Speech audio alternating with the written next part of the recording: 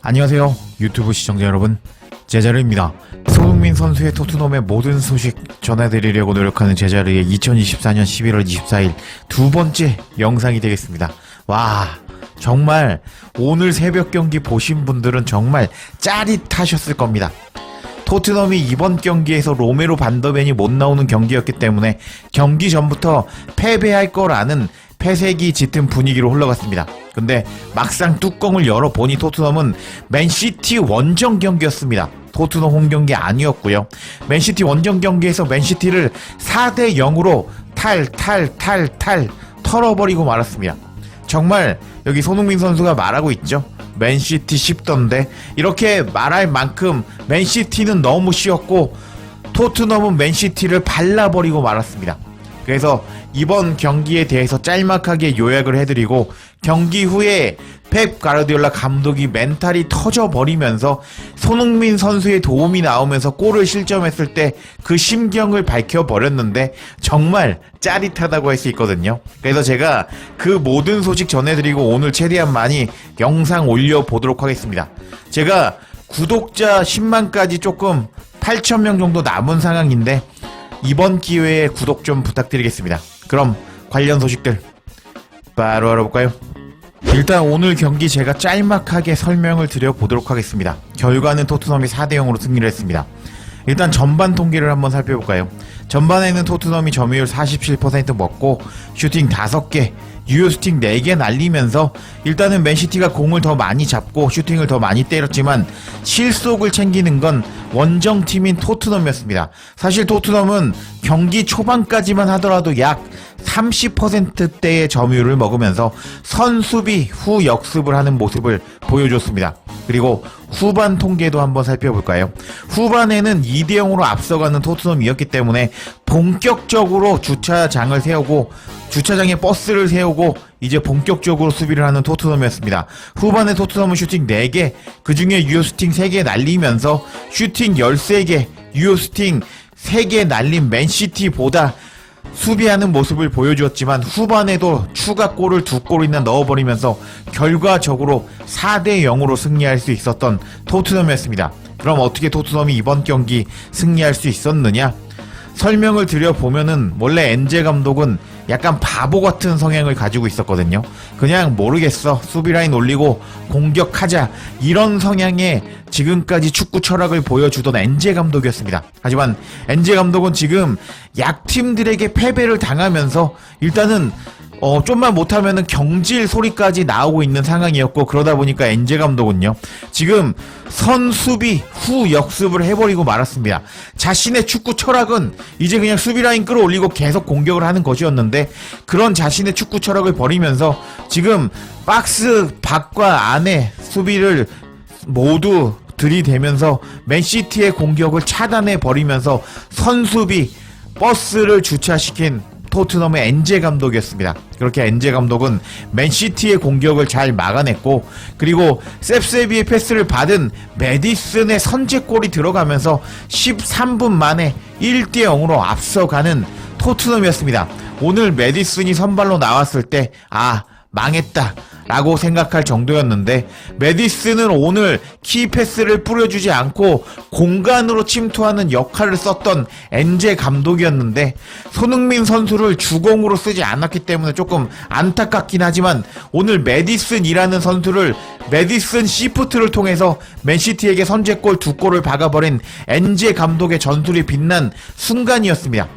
그리고 이제 다음 장면에서 손흥민 선수도 좋은 모습을 보여주었는데, 손흥민 선수는 이제 메디슨과 원투 패스를 주고받으면서 지금 박스 안에 메디슨과 손흥민을 막으려는 수비수가 4명이 있는 상황에서 엄청난 패스를 뿌려주었고, 메디슨은 손흥민 선수의 그 키패스를 받아서 칩샷으로 맨시티 키퍼를 넘겨버리면서 20분 만에 2대 0으로 앞서가는 토트넘이었습니다. 여기까지 되자 저는 토트넘이 이번 경기 이겼다 라고 생각했습니다. 왜냐고요? 갈매기 원정 경기에서 토트넘은 그때 라인 올리고 공격을 하는 경기 운영을 보여주었는데, 이번 경기에서는 이렇게 선수비하는 모습을 보여주었기 때문에 토트넘이 이겼다라고 생각이 드는 순간이었습니다. 그리고 토트넘은 후반 52분경이죠. 손흥민 선수의 기점 패스를 받은 셉셉이, 그리고 솔랑키, 그리고 페드로 포로의 연계 플레이가 나오면서 3대 0으로 앞서갔는데 사실상 이 시점 경기는 끝났다고 할 수 있었습니다. 왜냐고요? 토트넘에 잘 주차된 버스를 뚫을 만한 맨시티의 공격력이 보이지 않았기 때문입니다. 그래서 경기가 끝난 후에 스카이 스포츠에서 해설위원을 맡고 있는 미카 리차드는 이번 경기에 대해서 토트넘의 경기력은 완벽했고 맨시티의 경기력은 너무 안 좋았다라고 언급을 했는데요. 이 선수는 맨시티의 풀백 출신입니다. 그때 당시 엄청난 피지컬을 바탕으로 맨시티에서 활약했던 미카 리차드라는 선수인데, 이 선수가 은퇴하고 나서 지금 스카이 스포츠에서 해설위원을 맡고 있습니다. 이 미카 리차드가 왜 토트넘의 경기력은 완벽했고 그리고 맨시티의 경기력은 안 좋았다고 말했는지 영상으로 바로 시청해볼까요? Yeah, you could say that. We could say that about any game. I think it's more about what Spurs had to offer today and how they executed their plan. I thought there was really well organised. They knew exactly when to press, exactly when to drop. They nullified the threat of Haaland in terms of the space in behind. They let him have the ball to feet a lot in the game, and then he would go into the box to get them shots off in the first half. But I just think Spurs played the game plan perfectly today, and Man City at times didn't know how to break them down. Yes, the expected goals, they should have probably scored one or two, but the story of the game is about Spurs and how good they were. Man City at the moment, five losses now. I'm seeing little bits in their game which need improving, and on the ball perfect in terms of 1-2s, right, passing and all that sort of thing. But off the ball, they're a yard off it, they're not winning the tackles, all things that made Man City a brilliant team. Not just the work on the ball, it's off the ball. The pressing high, being aggressive, all them things in today's, and over the last 5 fixtures, I've seen little sort of cracks in their game. 영상으로 보셔서 아시겠지만 미카 리차드가 뭐라고 토트넘의 경기력이 완벽했고 맨시티는 별로였다고 말했는지 제가 짤막하게 요약해 드려보도록 하겠습니다. 미카 리차드는 토트넘의 경기력이 너무 좋았는데 토트넘이 기존에 보여줬던 것 이상의 모습을 보여줬다면서 토트넘이 잘했다고 말했습니다. 그리고 미카 리차드는 토트넘은 게임 플랜을 잘 실행했다. 정말 게임 플랜이 잘 정리된 것 같았다. 언제 토트넘 선수들은 압박해야 할지 정확하게 알고 있었고 언제 수비를 해야 할지 정확히 알고 있었다면서 토트넘이 맨시티를 압박해서 공을 뺏고 공격하기도 했고 그리고 수비를 잘하면서 맨시티의 수비를 무력화시켰다고 말했습니다. 그래서 토트넘은 홀란드의 위협을 무력화시켰는데 토트넘은 박스 안에서 홀란드에게 공이 가는 것을 허용하고 드라구신과 벤 데이비스가 잘 막아냈다고 설명을 했습니다. 그리고 나서 미카 리차드는 토트넘은 오늘 게임 플랜을 완벽히 실행했습니다. 토트넘은 완벽했고 맨시티는 토트넘을 어떻게 뚫어야 할지 모르는 것처럼 보였습니다. 하면서 토트넘은 완벽하게 경기를 했다라고 말했습니다. 그리고 맨시티는 예상 골값을 보면 2-3골은 넣었어야 했습니다. 근데 오늘 경기를 지배하는 것은 토트넘이었고 맨시티는 5연패를 당했다고 말했습니다. 그리고 미카 리차드는요, 맨시티는 경기에서 약간의 개선이 필요해 보입니다.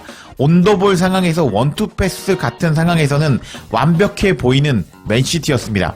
근데 오프 더 볼 상황에서 맨시티는 토트넘의 태클에 고전했습니다.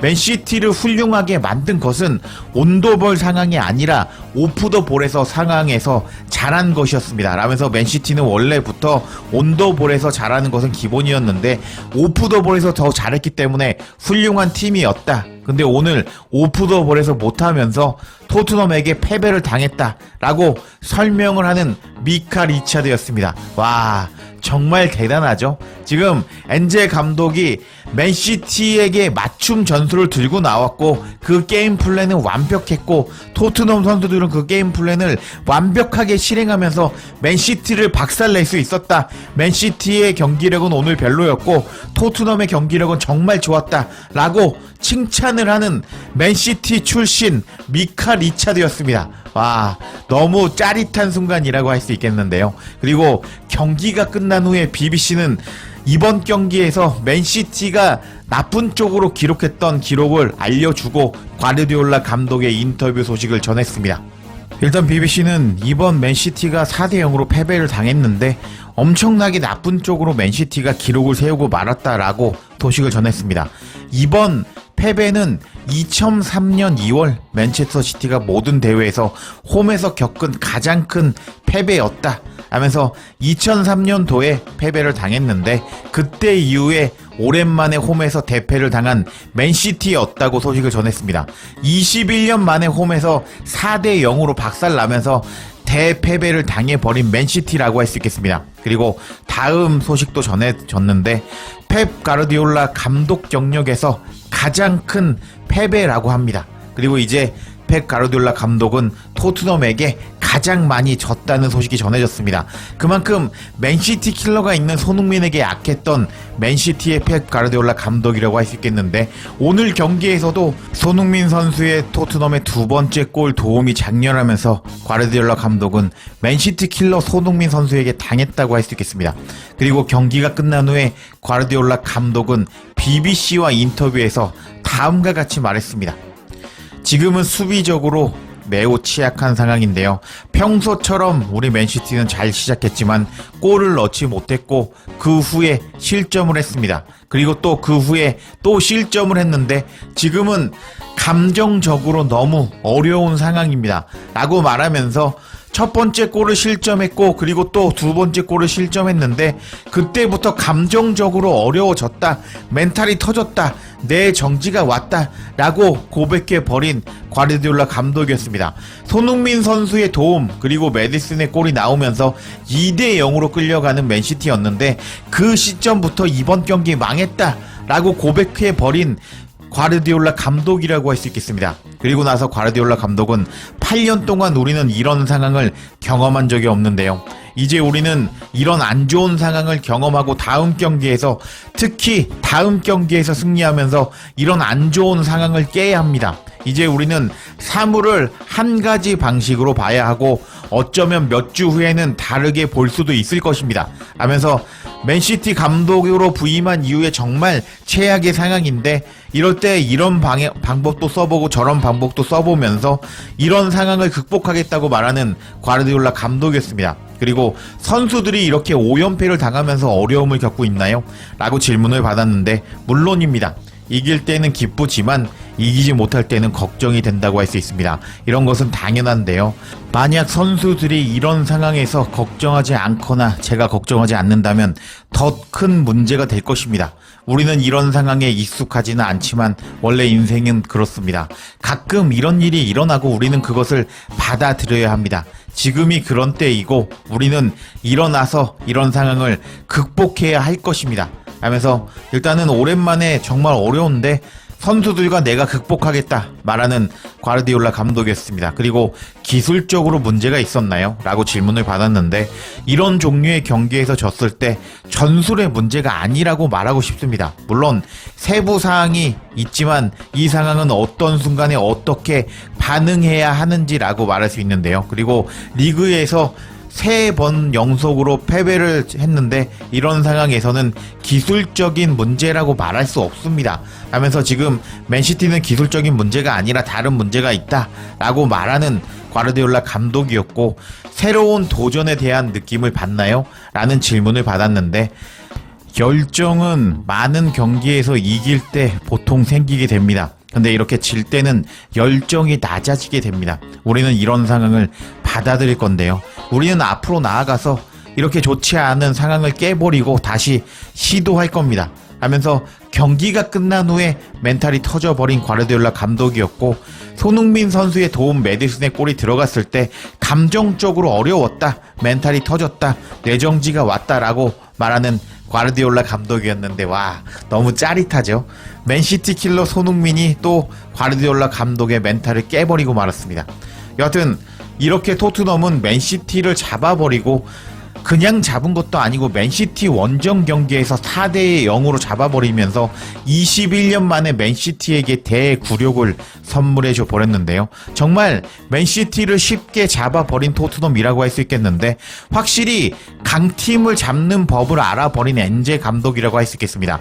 이제부터 문제는 약팀을 과연 잡을 수 있느냐, 약팀에게 패배를 하지 않느냐, 경기가 풀리지 않을 때는 약팀에게 무승부라도 거두면서 승점 1점을 가져갈 수 있느냐가 토트넘의 문제점이라고 할 수 있는데요. 손흥민 선수의 토트넘이 계속 좋은 모습을 보여주면서 이번 시즌 우승컵 하나라도 무조건 들기를 기원하면서 이번 영상 마치겠습니다. 제자르의 영상 놓치지 않도록 알림 설정해 주실 것을 부탁드리며 영상 마치겠습니다. 구독과 좋아요, 댓글은 사랑입니다. 감사합니다.